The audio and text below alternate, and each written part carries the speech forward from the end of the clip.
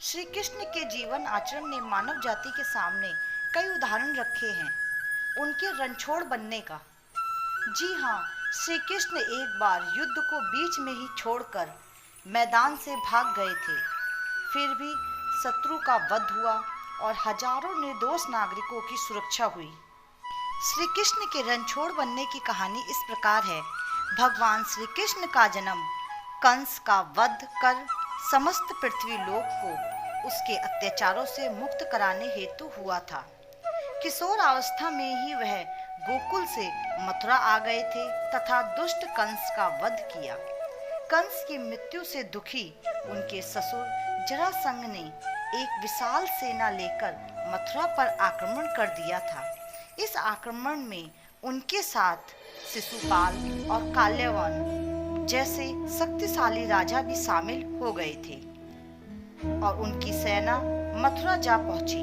मथुरा की राज्यसभा ने श्री कृष्ण तथा बलराम को अपनी सेना को सौंप दिया। इस युद्ध को टालने तथा मथुरा के निर्दोष नागरिकों को बचाने के लिए श्री कृष्ण ने रातों रात वहां से सैकड़ों किलोमीटर दूर समुद्र में एक नई नगरी द्वारका का निर्माण करवाया और अपनी माया से उन्होंने समस्त नागरिकों को और उनके पशुओं तथा संपत्ति को नींद में ही नई नगरी में पहुंचा दिया। अगले दिन सूर्योदय के समय कृष्ण तथा बलराम जरासंध की सेना के सामने पहुंचे और उसे लड़ने की चुनौती दी। जैसे ही जरासंध और दूसरे राजाओं ने कृष्ण को मारने के लिए शस्त्र उठाए, दोनों भाई भागने लगे। उन भाइयों के पीछे जरासंध और काल्यवन जैसे राजा भी भागने लगे। कुछ ही देर में दोनों भाई बहुत आगे निकल गए और श्री कृष्ण के पीछे केवल काल्यवन रह गया। देवताओं ने उसे वरदान दिया था कि उसकी हत्या किसी अस्त्र शस्त्र से नहीं होगी।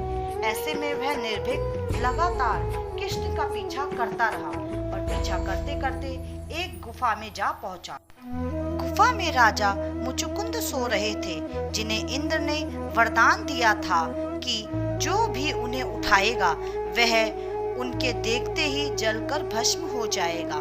वहां पहुंचकर श्री कृष्ण ने सोए हुए मुचुकुंद पर अपना पीताम्बर डाल दिया और स्वयं छिप गए।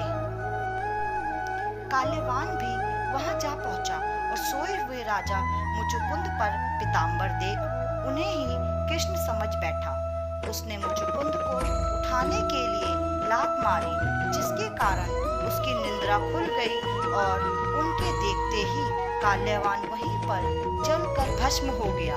उसके बाद कृष्ण ने राजा मुचुकुंद को अपने चतुर्भुज स्वरूप के दर्शन दिए और उन्हें मोक्ष पाने के लिए वरदान दिया। वहीं दूसरी ओर जरासंध और बाकी राजा पूरी तरह खाली मथुरा को देखकर वापस लौट गए। इस कहानी के बाद कृष्ण के नाम के साथ हमेशा के लिए रणछोड़ जोड़ दिया। कृष्ण की इस कहानी से सीख मिलती है कि अनावश्यक ताकत का प्रदर्शन नहीं कर बुद्धि बल से काम लेना चाहिए। इस तरह हम अपनी शक्ति को खर्च होने से रोक सकते हैं और बड़े से बड़े संकट का सामना कर सकते हैं। श्री कृष्ण के जीवन से जुड़ी ऐसी ही और कहानियां जो हमारे जीवन पर आज भी असर डालती हैं, उसके लिए हमारे चैनल को सब्सक्राइब जरूर कीजिएगा। और अगर आपको ये स्टोरी अच्छी लगी तो हमारे चैनल को सब्सक्राइब कीजिएगा और वीडियो को लाइक कीजिएगा। आज के लिए